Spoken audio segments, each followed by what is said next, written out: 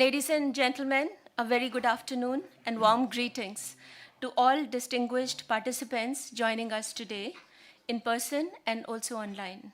On behalf of the International Solar Alliance, I am delighted to welcome you all to this roundtable on advancing solar energy deployment through energy storage and green hydrogen. I'm Ridula Bharadwaj, program lead of ISA's green hydrogen, solar e-mobility, and storage programs. Ladies and gentlemen, in today's session, we will discuss the key opportunities and challenges in scaling up green hydrogen and storage ecosystems. We will cover the unique regional and sectoral contexts and insights from international experts through our panel discussion. So before we dive into the roundtable, ladies and gentlemen, I will take a few minutes to present the ISA's activities and approach to give you an overall context. If I can ask our IT team to kindly present the slides on the screen.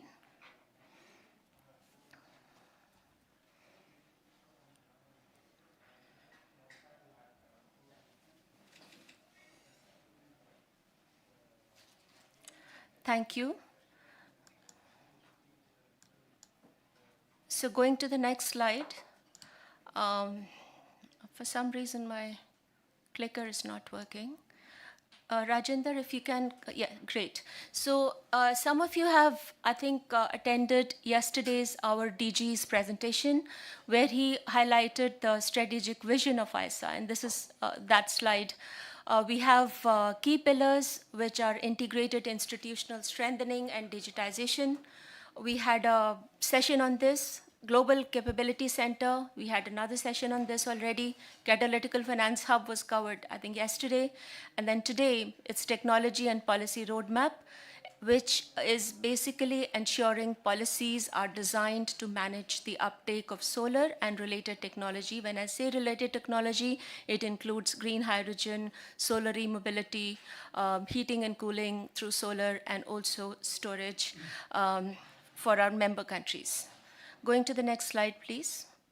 So focus is on technology, and the reason is that this is central to ISA for achieving its vision. And as you know, there is very fast-paced developments and innovations happening all over the world in technology, policy and regulation, business model, and deployment.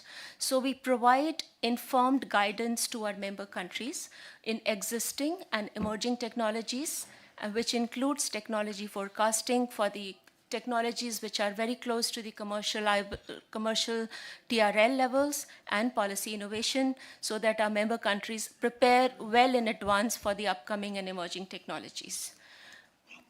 Now, how do we support our member countries? First is by technology prioritization. Now here, I'll just give you an example of a recently launched report last week at Asia Clean Energy Forum. This is existing technology where we mapped the use cases of the storage systems. You can see here for different use cases, and this will give you an example of, for instance, lithium-ion battery. It has several use cases, and it has a huge opportunity for different revenue streams by value stacking. Now going back, we have emerging technology where we do technology forecasting. And here you can see another report of ours, which was launched last week, where we have mapped electrochemical, electrical, thermal, mechanical, and chemical across the short, medium, and long duration storage. And the color coding is as per the TRL level. The green is for high, TRL greater than 9, medium is 7 to 8, that's blue, and the orange is low TRL. So here you can see the medium one can qualify for technology forecasting category, and the low is a little far off. Then going back, yes. So when we talk about new technology, definitely policy innovation is important, and policy analysis for the existing technology, of course. Then going to the next vertical, if you see, we do country prioritization and implementation roadmap.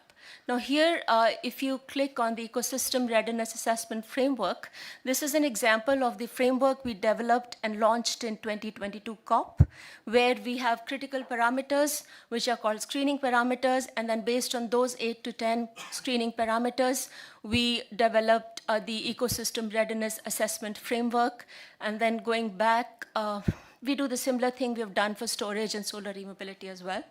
And then if you see the identification of front runners is another thing that we support our countries with. And this is, again, we launched in 2022 COP. And this is what we did was we took an initial subset of 8 member countries and then did pass them through the prioritization framework that I just explained. And then these are the 4 buckets we prepared and put our member countries there for us to know which country needs what in terms of developing green hydrogen ecosystem. Now going back, we also do pilot and project pipeline identification based on all these analysis. Then when you talk about analytics and advocacy, we do training. If you click on the training, this is an example of what we did with Green Hydrogen Organization, and Jonas is here with us. This we trained around 30 countries across Asia Pacific, Africa, and Latin America and Caribbeans. And these were government officials, a 1-week-long residential intense training for the government officials of these 30 countries across the GH value chain. So going back, yes, so we do testing and standardization, which is part of our Star C, which we already discussed this morning. And then Center of Excellence is another example where we build this platform for building government to government and government to business partnership. Example is our Green Hydrogen Innovation Center. If you click on this, this is what we did in partnership with G20 India Presidency 2023. This is a one-stop knowledge platform where we map, right now as I speak, we have mapped around 50 countries across the ISA membership with their green hydrogen value chain status update. And this is a day-to-day kind of daily update platform. And I encourage all of you to please see the website on the left side where all the information is stacked up. So going back. Yes, the next slide, please. Yeah, so relevance of green hydrogen, which is the topic of today. We have zero emission fuel, decarbonization, hard to abate industries, energy storage and grid stability associated with it, enhanced energy security, transitioning to a sustainable energy system, and of course, a huge international collaboration and economic growth opportunities. And just to let you all know, we are also in parallel doing a green hydrogen startup program where we will be identifying 15 to 20 startups in steel sector and transport sector. And so going to the next slide.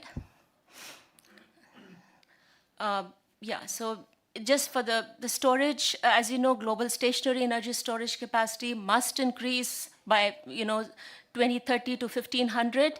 And if you see the graph down, the 2050 net zero emission scenario should be around 1500 gigawatt of storage. And that's where, and right now we are sitting around 270 gigawatt. So that's the pathway we have to cover. Going to the next one. So that's my last slide. The objective of the roundtable today is to brainstorm current and emerging storage and GH technology landscape, policy and regulatory frameworks, global best practices and global learnings, manufacturing and supply chain issues, existing and emerging business models, and more importantly, identify areas of collaboration, feasibility studies, joint pilots, business model, country-specific roadmap, and identify partnership opportunities with ISA's capacity building initiative, namely STAR-C or Green Hydrogen Innovation Center. So we now transition into the panel discussion. I'm happy to introduce our session moderator, Mr. Jonas Moberg, CEO of the Green Hydrogen Organization, Geneva.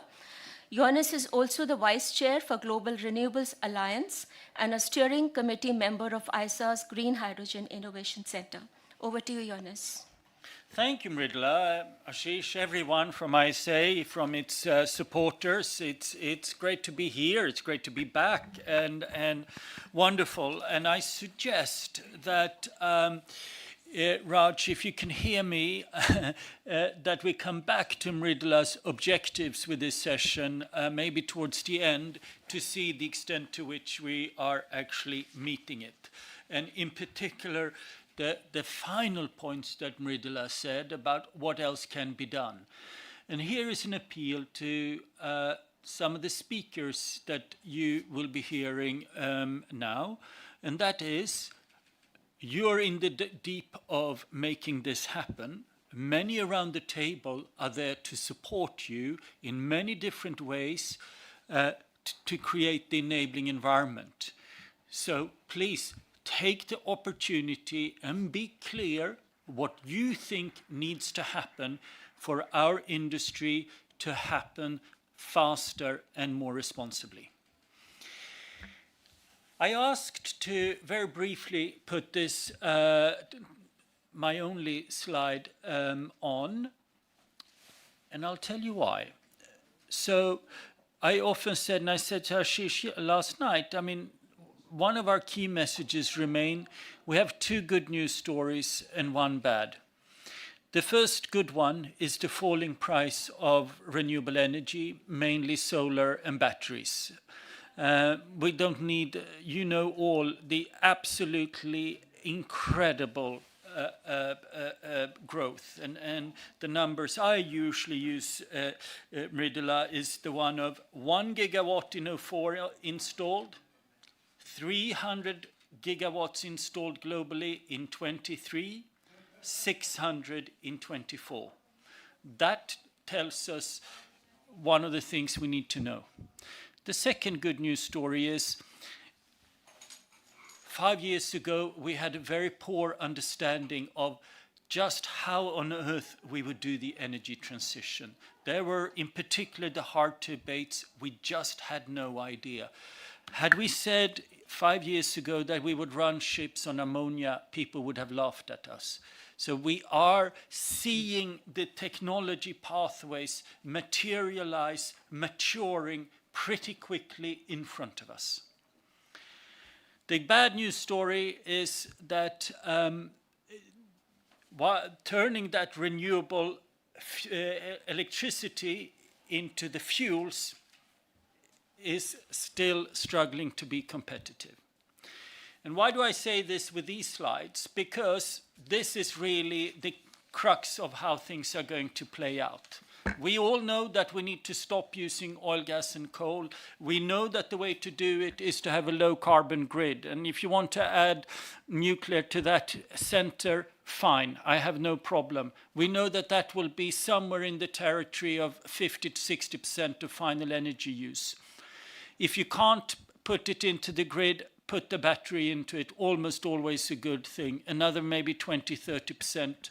That one has gone up. The inner one has gone up, in particular because of factories. We're just over the last 18 months, a great number of reports show us that we can electrify more in factories than we thought, even high temperature stuff. So those two circles are moving outwards. You're still left with that light green circle, the green hydrogen economy. And my point here is that is slower to happen than we had hoped. Let me say a little bit about the use cases.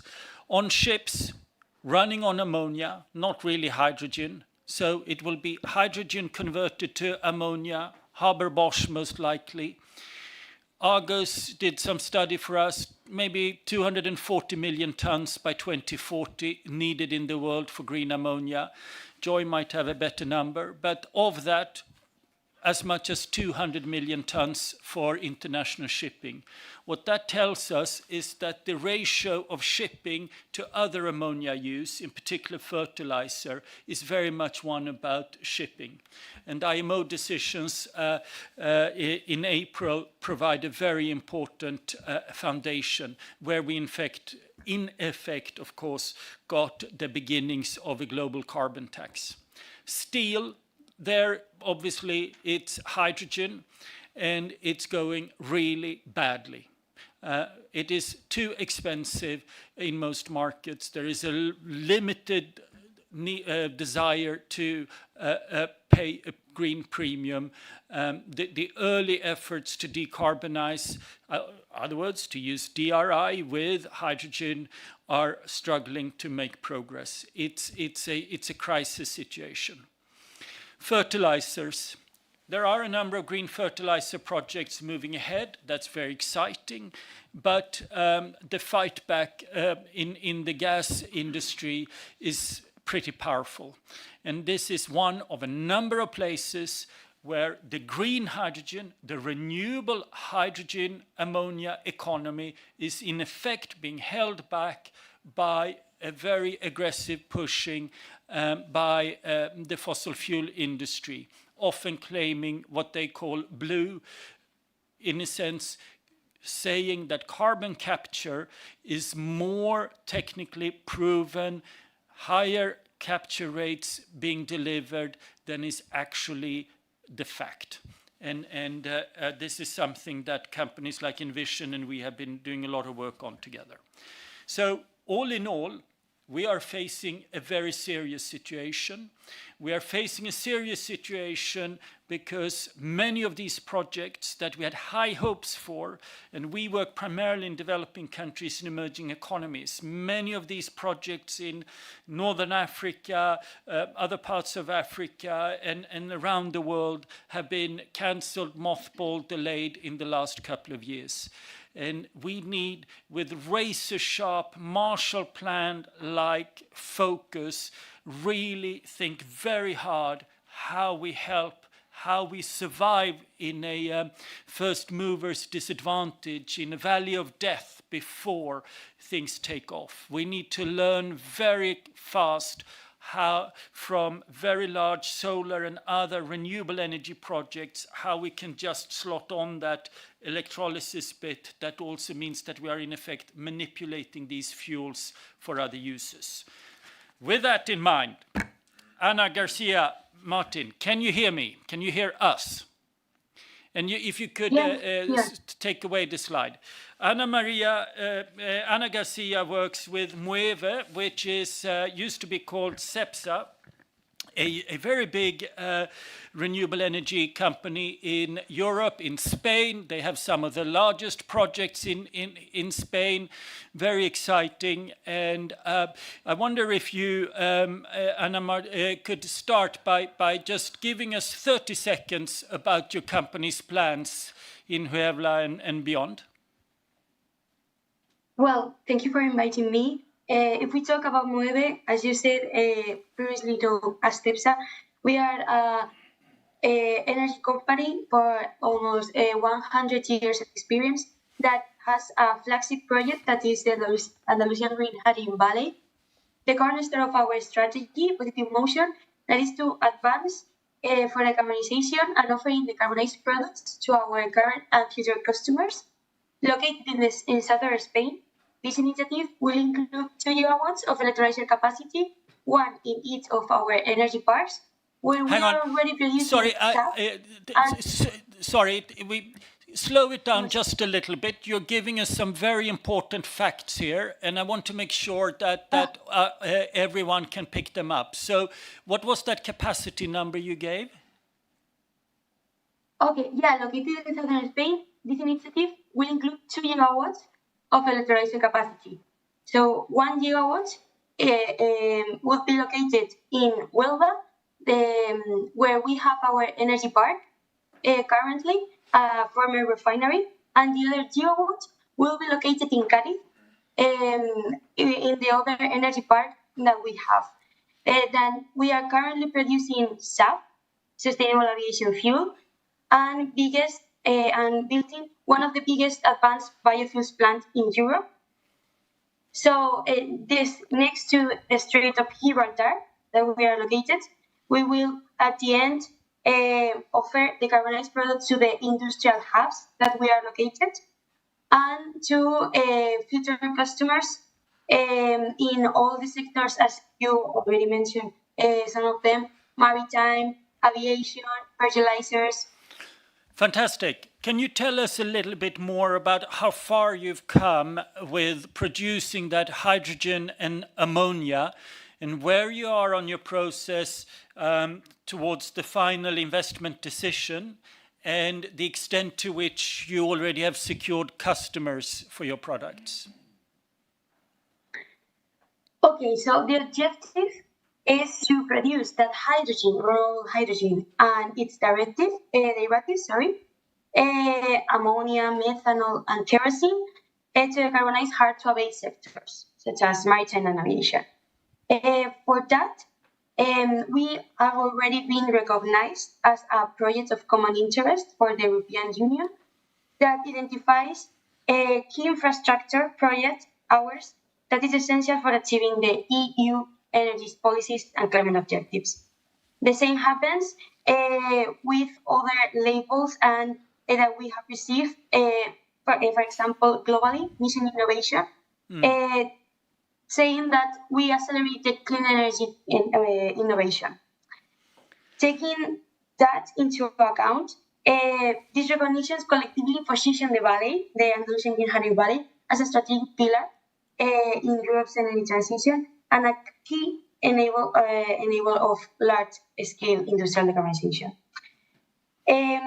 Our customers, the first one is our refinery. So this the good part, or what we think is the best start for the hydrogen economy. It's the current demand that we have, that it's in the refineries. So our first customer, our own refineries, will be get that renewable hydrogen to produce decarbonized products, so that they will benefit all the value chain for transport sector, chemicals, etc. But let me tell you that it's not only the Andalusian projects that we have. Moeve is also expanding internationally with projects in North and South America, as well as Africa, to support a truly global transition to clean hydrogen. That's great. Thank you so. Yeah. No, that's fine. Anna-Gassi, could you just one little practical question: when will the hydrogen start to flow into the refinery? For us, we've been working on the Andalusian Green Hydrogen Valley since 2022, and we are going to develop it in different phases. Our first phase, that is ONUVA project, as we call it, it has been awarded with 304 million euros from a Spanish national fund that is called Pertera Valles. So this is a very important push for our project. But what is missing, and why we are not, and we are still waiting for that FID? That is always the key milestone. The problem is that for this valley in general, we are estimating up to 3 times the electrolyzer capacity in renewable electricity. So that for solar and for wind. We need that electricity that needs to comply also with the EU regulatory requirements of additionality, temporality, correlation, and geographical correlation to certify and to be certified as renewable our hydrogen and derivatives. What is happening that we are taking our strategy of supply and electricity supply and diversified approach to renewable energy generation by building a portfolio and solar and wind assets. So we are in the path for that, but we are missing still the capacity, the access to the capacity that the Spanish government needs to release and to make the make public all the capacity. I'm really sorry to be. We have so little time, Anna-Gassi, but just when is your best guess estimate that the hydrogen will be flowing? We need to give our colleagues a feeling for where we are. Mm-hmm. Oh yeah. Okay. Totally just will it be 29 or? Our CEO already said, Martin Wetzeler, that for us this summer will be the construction of the first phase, as I told you. But all will be depend of the capacity that will be released by the Spanish government. But for us, this year could be done that moment and that milestone for the Okay, time being. great. Thank you. Thank you so much. If you wouldn't mind, I wouldn't mind actually jumping around a little bit and turn to you, Joy, who is Business Developer Director Hydrogen at Envision, because they have some very big plans that are not totally dissimilar from WEVE, and I think that it could quite complement here. And for those of you who don't know it, Envision is a large industrial conglomerate that has a very highly vertically integrated offering, I think is fair to say. So produce turbines, PVs, electrolyzers, and now just screwing it all together. And you're currently in the news because you've landed a significant offtake with a Japanese company, Marubeni. So maybe you could say a few words about how close you are to the hydrogen flowing in which direction before we come on to the challenges. Thank you, Jonas. First of all, thank you very much for this opportunity. I'm really pleased to be here. Just to correct you, Jonas, that solar PV is the only thing Envision doesn't do. So except for solar, we're into everything. But you're absolutely right that we believe offering a very integrated solution, we call it turnkey integrated solution, starting with the renewable, with solar could be part of it, even if it is not supplied by Envision. But we do the integration with solar, wind, base in between, and then you go to electrolyzer, and then finally to green ammonia or other derivatives. So yeah, I mean, for Envision, we are doing both in terms of we are supplying turnkey solutions, but also we are offering the molecules. So when we are developing our own projects, where the investor operator, we are producing green hydrogen ammonia, and then the idea is to sell these molecules globally. So our first project we are building in Inner Mongolia, a place called Chifung. So this is where this news of Marubeni is linked to. So it's a 300 KTA ammonia, 300,000 tons per annum of ammonia, which translates to 500 megawatt of electrolyzer and 1.2 gigawatt of wind. So it is mainly based on wind turbine, because that region of Inner Mongolia is very good for wind speed. But there is also a small solar part as well, and some base in between. So this project we are commissioning this September, and part of that production will go to Marubeni, covering the Southeast Asia, and also some part of it hopefully will come also to Europe. So yeah, this is the model, and from Envision our experience is that this integration and having a more, like we call it, like a more top view approach, rather than going into pieces like you go to one party for solar or wind, another to battery, another for electrolyzer. That is the traditional way of working in oil and gas. So we see that traditional EPC strategy of oil and gas is not working in green hydrogen, and we need to have a more innovative. Could you? Yeah. Everyone around the table are not engineeringly involved in energy. Can you explain what you mean by that? Yeah, I mean, as a comparison, for example, if you compare with the traditional, because see, one thing you have to keep in mind, now we are, so to say, marrying the world of green electrons, because so far we have been talking about green electrons, but now we are talking also about green molecules. And we are entering a totally new area where these huge two different worlds we are integrating, and it's really important that we see to it in a like an integrated way, not separately.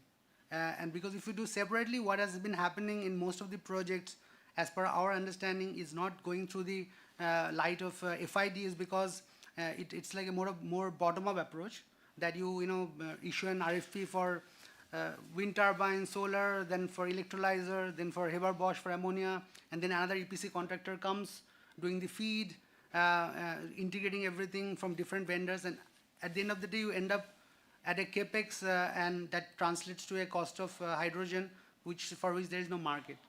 So that clearly tells us we really, to be honest, don't know that what will be the solution, and it's still a lot of challenges are there. But what is for sure that this traditional way of working will not work. So that is for sure. So that's why Envision is trying exactly the opposite, rather that we call it top-down approach, that we first look into the market from the demand side, and clearly we see this green hydrogen has to compete with gray hydrogen or blue hydrogen. So the price target for us is very clear. In a long term, we don't believe in subsidy, and so let's say our target should be ideally to go down as low as gray hydrogen, and then at least the target is clear, right? Then you work backwards from a top down, that if that is the target, what really we should do to be as close as possible to that target. And there we see that integrated approach really will help, where and it doesn't have to be necessarily all solution will come from one party like Envision, but at least everything should work together so that all parties work together and see how we can achieve that target. That's great. Yeah. I'm going to ask you two quick questions. Then I'm going to ask everyone if you have any questions to Ana Garcia and to you, Joy. Can you compete with fossil fuels? You talked about that your aim is. So I guess, how close are you to that aim? Yeah, I would rather say, I would like to rephrase the question, if I may, that Please. I think the question is not can we, I think the question is like how we, because I think there is no other option, like we have to. So I think the question should be how we compete with that. And there definitely, yes, to answer your question, we believe. I think first it start with belief, right? If we don't believe in that, nobody is going to solve it. So I think we definitely believe in that. And there are solutions for that. And Envision, that's why, is moving, because we see that in some particular projects, so assessment of the projects we believe is really important. That out of the 100 projects, maybe 5% are going through FID. So to identify that 5%, which location, which developers, which project has the right off-takers, possibly close to port or not. So there are a lot of factors. Fantastic. Project, Joy, what can governments do better, more, not least European ones, to, in a way, enable your products? And you're not allowed to say, make sure there are no trade barriers between China and Europe, because that's a separate issue that I think we can talk about after this meeting. Yeah. Absolutely. I think I'll stick to just two specific points, very quickly. One thing is, first of all, carbon taxation. That's clear. That is linked to your previous question. Why we believe, one of the reasons we believe that green hydrogen will eventually compete with gray, because we believe the governments at some point will also do that, impose that carbon taxation on the gray and the black, so that, and when the carbon price increases, then your green hydrogen, green ammonia will become relatively more competitive. That is one thing government definitely should do. And the other thing is, to bring more speed to the process. Like permitting, if you say one specific example, any green hydrogen, green ammonia project takes a lot of time to get permitting on the environmental permits, construction permits, and that is because the definition of standard certifications is not really clear. So I think that is where the government, together with industry, have to do a lot of work, where we define and bring more alignment, more across the board in different countries, and then once the definitions and certification, etc., define, I think that will also enable quick permitting. Fantastic. Are there any questions or comments to what Ana Garcia and Joy have been saying? Anyone? So I have a question, Joy. So what role storage is going to play in green hydrogen projects, and how critical it is? I think it's huge. Because, see, green hydrogen, it's, in simple terms, it's water electrolysis using renewable electricity, right? And that renewable electricity, that means this is, and water is another feedstock. So we have two feedstocks, renewable electricity and water. And this, we have to ensure a good quality, secured and consistent supply. And there, that means grid. So grids are already old, grids are congested, and in that grid you are adding a lot of renewable capacity. So battery is going to, first of all, play a huge role, the smart grid systems, and to make the grid stable. This grid stabilization base, grid stabilization inverter. So this is really important, because unless the grid is stable, green hydrogen will not work. This is the upstream, right? If you have no crude oil, you cannot have diesel. So our crude oil is renewable and grid. So that is absolutely vital, where base will play a role to make the grid stable. And secondly, the other way around that it's also like for the electrolyzers to work. So electrolyzers are being developed to, we call it in Envision dancing with the wind, because we are a wind player. But the idea is that electrolyzer ideally should dance with the renewable profile, and then you don't need battery. But that is a very ideal situation. But there will be some hours where there will be no solar in the night, and some hours where there is no wind. But maybe you need to still run the electrolyzer because your Haber-Bosch downstream is running, and you have no hydrogen storage. So there will be some hours you must need base to run the downstream. So these are the two factors where base will play a role. One for the upstream to stabilize the grid, one is the downstream. Fantastic. Thank you so much. And you're not just trying to export cheap things out of China. You're based in Frankfurt. You're building factory in Spain and so on. So if you want to talk with someone who's based here and creating jobs here, you can also talk to Joy alongside Ana Garcia. Rahul Valavakar, I hope I don't mispronounce your name too much, Rahul. You've waited for a long time. Thank you so much. President of the Net Zero Energy Transition Alliance. And with a very extensive experience in this place. Rahul, what cross-sector and cross-country mechanisms, what joint pilots, assessments, standards can help fast track? It goes very much to what Joy just said in terms of we all know that permitting and processing times are one of the key bottlenecks, and also at the training that Mridla spoke about that we did together when we spent a week going into the real depth of these issues, learning about them. What's your comment in 4 minutes? Sure. So first of all, thank you very much to International Solar Alliance and Dr. Budullah for organizing this roundtable and inviting us to share our insights. NETRA, the Net Zero Energy Transition Association, is a new platform developed with a vision that by learning from cross-industry innovation and by paying attention to not just the technology readiness levels, but also manufacturing readiness level as well as adoption readiness level, we can actually change the narrative where it has traditionally taken 50, 60 years for these technologies to transition. And that's where I think we need to learn. We need to actually stop doing pilots for sake of doing pilots. I think I have been involved now in energy storage space for a little over 20 years. And there was a time when storage technologies were very costly. Many countries were interested in just doing pilot for seeing if the technology really works in their region. But now with last 20 years experience, I think we have enough technology demonstrations where any country who wants to adopt these technologies, they can actually learn from each other. And you can do some still localized initial projects for scaling up, where the focus needs to be establishing a very clear business case, because that's typically the case which actually delays the projects. As Joy also mentioned in his remarks, that the overall process in terms of the permitting or in terms of the going from announcing of the RFPs to actually commissioning of the projects, it's taking too long time. And we need to actually leverage the international experience for catching up on this.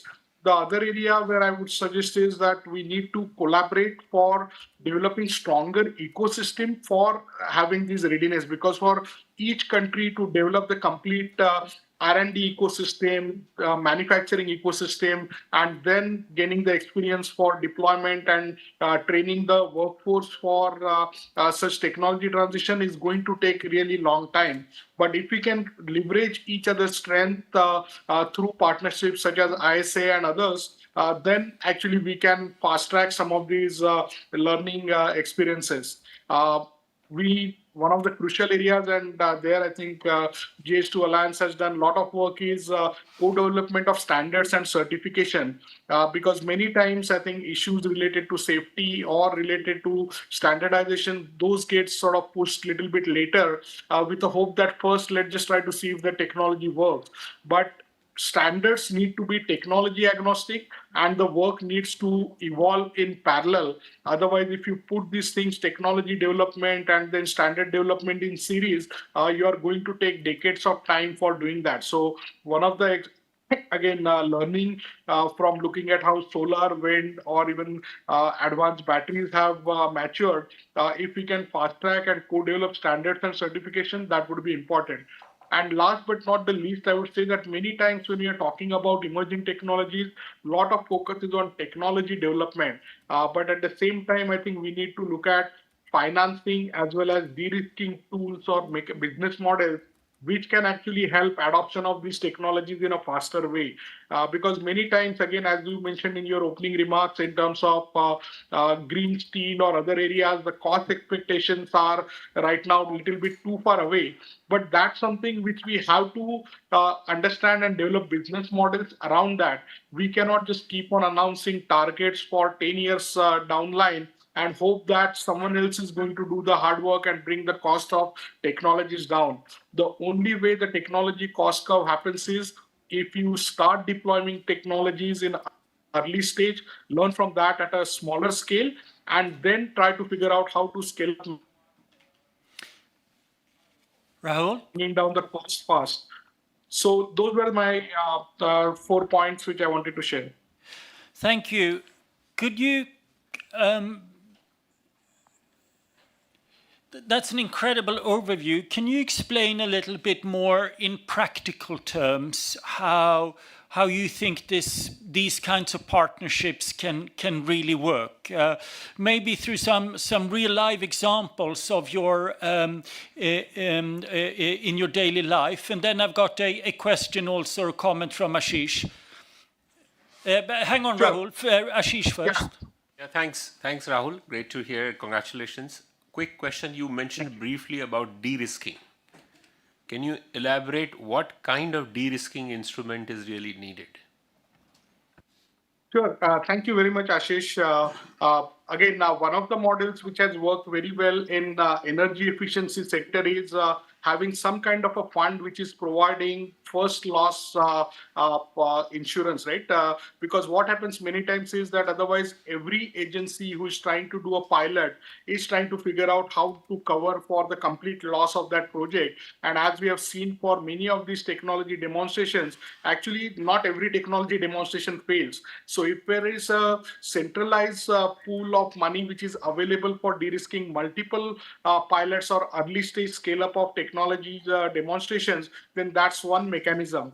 The another mechanism is the thing which was done in US was the loan program office, where when new technologies are trying to scale up the manufacturing curve, the first of its kind of manufacturing setup, usually the banks or existing financing mechanism are not available for providing debt. So again, if there is some kind of a mechanism through public-private partnership, which can provide something similar to what loan program office and Jigar Shah's team did in US, that could be another example which can be leveraged. That's great. Are there any comments or questions to Rahul? Yes, please. And also tell us who you are. Sure. Thank you so much for having this session. This is Kanv. I lead resource mobilization for the ISA. Not so many questions to Rahul, but based on my prior experience of working back in storage and green hydrogen, a few very important comments to make, which might help ISA and its partners design a program probably, is that number one, I think molecules over electrons, very important to understand the right use cases for green hydrogen, especially if we want the confidence and the private sector to come and participate. So the physics for green hydrogen clearly tells us that at this point in time, molecules win over electrons when it comes to green hydrogen. Number two, 70% cost of green hydrogen right now is made up of the cost of electricity. Hence, very important to find the source and the demand sinks for green hydrogen. Only countries probably where there is cheaper form of green electricity would be the most cost competitive in terms of green hydrogen production. and also very important to find the right demand sinks where, for example, green hydrogen as molecules can replace existing gray or other colors of hydrogen being deployed. For example, in countries like in the Far East, South Korea, Japan. So, so very important to find that policy and demand clarity for the private sector to come and participate. Yeah. Just one thing, and very simple technologies are right now available in the market which can drive down the cost of green hydrogen. For example, solar tracker technology. Just to give you numbers, at about 10% the additional capex, the same panel, the same solar panel can produce 25% more electricity. And as electrolyzers are designed for 24 hours of supply, but renewables can only be intermittent, tracker technologies present a very viable case to reduce the cost of storage that might be needed for green hydrogen projects. Thank you So very again, much. yeah. That's great. Yeah, we need to remember that. Rahul, any very quick comments before we move on? We're nearly out of time for comments, but No, so to address your question in terms of what specific things which we can do, there are specific, for example, from taking technology from R&D to manufacturing readiness. There are already lots of center of excellences across various universities or centers like Fraunhofer or CEA in France, which already exist. But what we need to do it is we need to actually figure out a better way for working and collaborating with industry so that each technology development project is not happening in isolation, but we actually take learnings from industry, from existing manufacturing capabilities to try to test some of the early stage technologies and try to see if they can be scaled up faster. There are excellent examples from wind industry where the innovations such as the introduction of carbon fiber for blades or variable speed drives all came from other industries. And similar actually collaborative approaches cross industry can help many of these emerging energy storage and even green hydrogen technologies to scale up. The only one comment I have on Kan's remark is that I agree that we need to focus on low cost energy, but at the same time, as Joy mentioned, we also need to make sure that the electrolyzers are utilized optimally.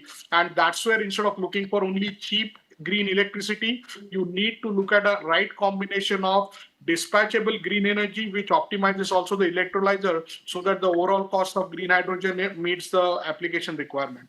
thank you so much. Very important points. And I'm sure that Rina Suri might actually return or elaborate on some of them. You are the executive director of the India Smart Grid Forum. You've worked on these things for a long time. What do you see as the power to gas and gas to power systems and how it fits into the Indian system, but also can you, based on your experience there, tease out some lessons of relevance for other countries as well? So thank you, Jonas, and thank you to International Solar Alliance, Dr. Mridula and Dr. Kannat for having me here and for this opportunity. I'm delighted to share, as Jonas said, that would like to take the discussion more, from the availability and the roadmap towards having green hydrogen and long duration storage to more towards the grid readiness and the requirement, more towards that. So as we look at where the power to gas and gas to power systems fit into the broader strategy that we are looking at, and it's worth considering how these technologies they can play a key role in rapid growth of the renewables that we are looking at and accelerating the deployment and battery energy storage systems going forward. And in today's era of the green grids and intermittent renewable, being the king here, and the vulnerability of the demands reliable and long duration solutions is something which will play a key role. And there's no doubt that the green hydrogen, it stands out as a very promising candidate, especially when we are looking at the seasonal balancing and the cross-sector decarbonization from the grid perspective. And as for India's energy transition, which is already underway, and we nearly have half of its 472 gigawatt capacity from coming from all the renewables into the sector, and there is including solar and wind, and the opportunity for leveraging surplus renewable for green hydrogen production is immense. And with India, going forward with its national green hydrogen mission, which aims to make India as the global hub for the green hydrogen production, and export targets of around 5 MMT of annual production of by 2030. The mission also supports electrolyzer manufacturing, RE integration, and demand creation across the key sectors. So these electrolyzers are not just the hydrogen produced, but also capable of rapid starts and stops, providing required grid stability and absorbing the excess renewable energy, providing a lot of flexibility, which with the current transition, so much of renewables getting integrated to the grid, but providing more power during the daytime when the consumption in the households are lesser, and our grid operators are facing huge challenge in managing the renewables coming into the sector. However, the economics remain still a challenge with the power to gas and gas to power round trip efficiency. They are still hover around 35 to 40%, and which is well below 80% plus which the storage offers, and the green hydrogen costs again though declining are still something we really need to work around, which is above around USD 5 kilogram currently, and the roadmap towards bringing it down to 1 kg green hydrogen is something we're looking forward to, but the projection says that we still have a long way to go. I think that's true. Sorry to interrupt you. We did see Joy smiling here. I think that suggests that that we're moving below 5 already, but I accept that we have a long way to go. Yes. Is that a fair comment?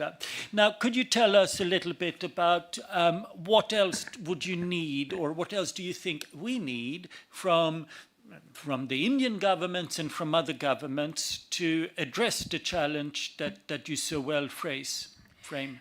So looking at the current situation where I mentioned already that, the renewables are intermittent, and we need storage to support the flexibility we are looking forward, for the grid. So in fact, I would like to mention about Indian government has recently announced its second tranche of viability gas gap funding for supporting standalone battery energy storage systems development in India, and following the first tranche of the VGF supporting about 13.2 gigawatt hour of BESS. Now the second aiming for around 30 gigawatt hour.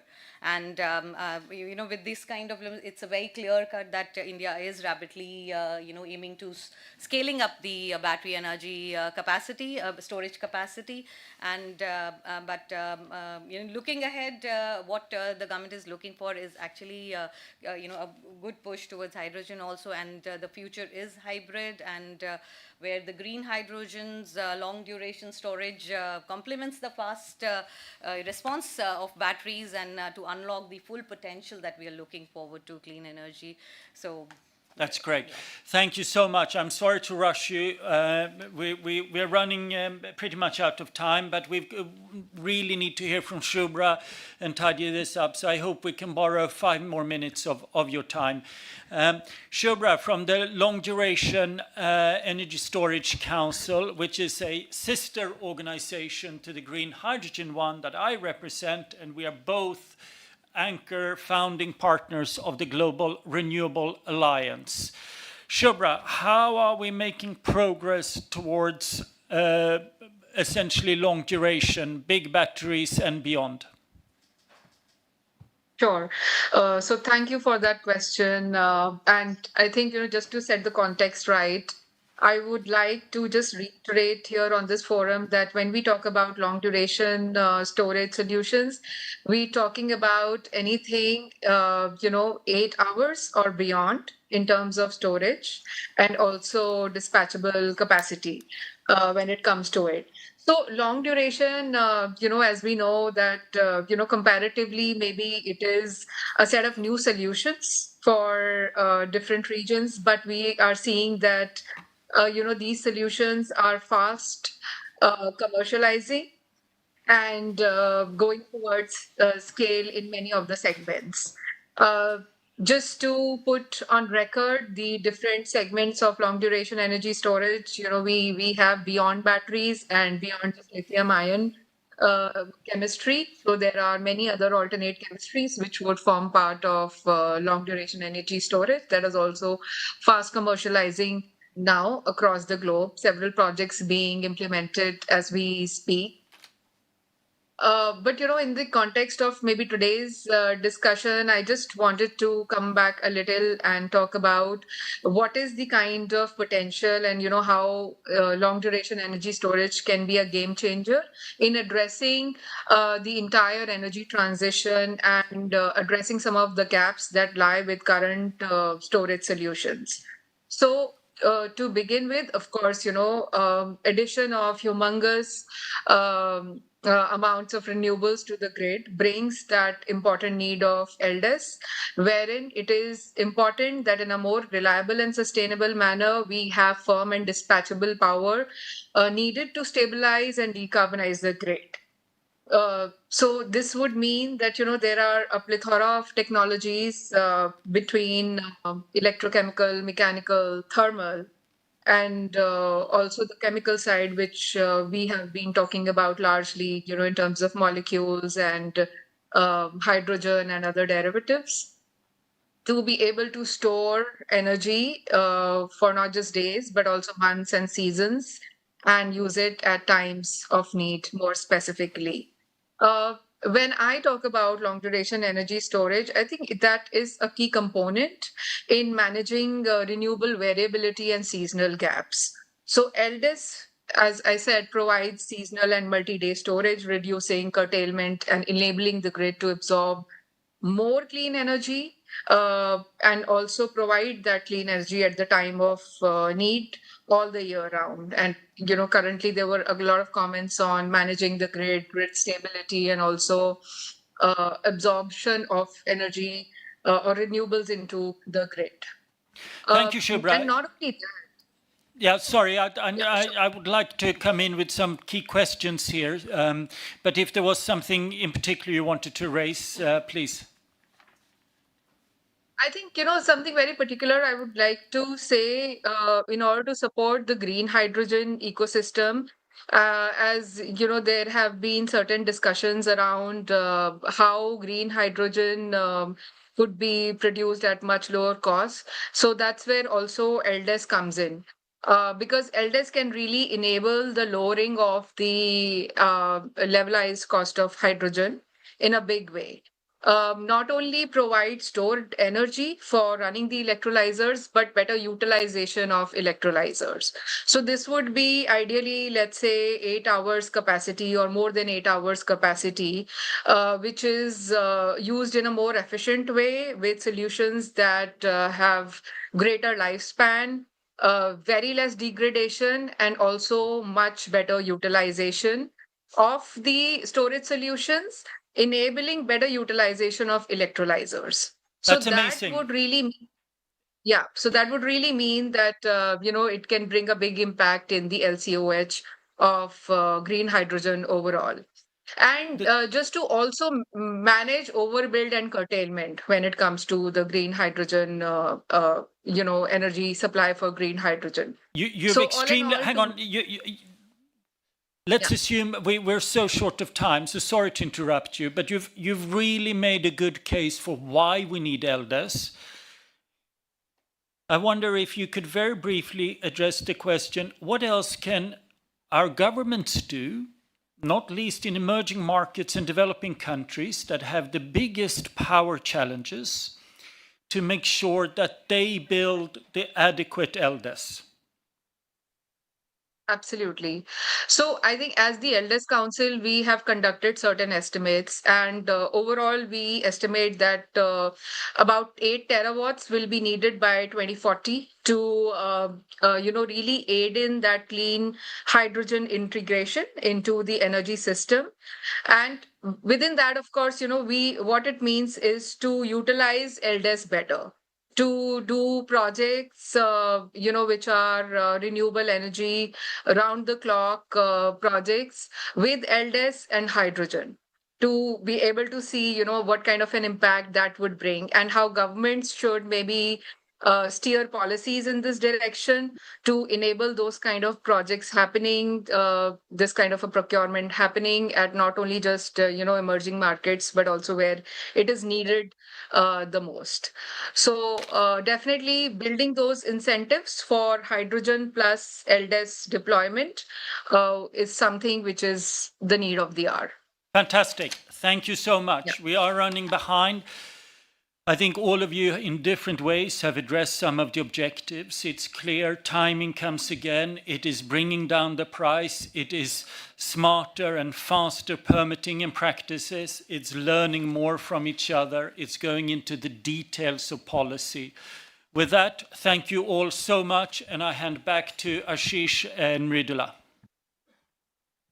Thank you, everyone, for an excellent, invigorating discussion.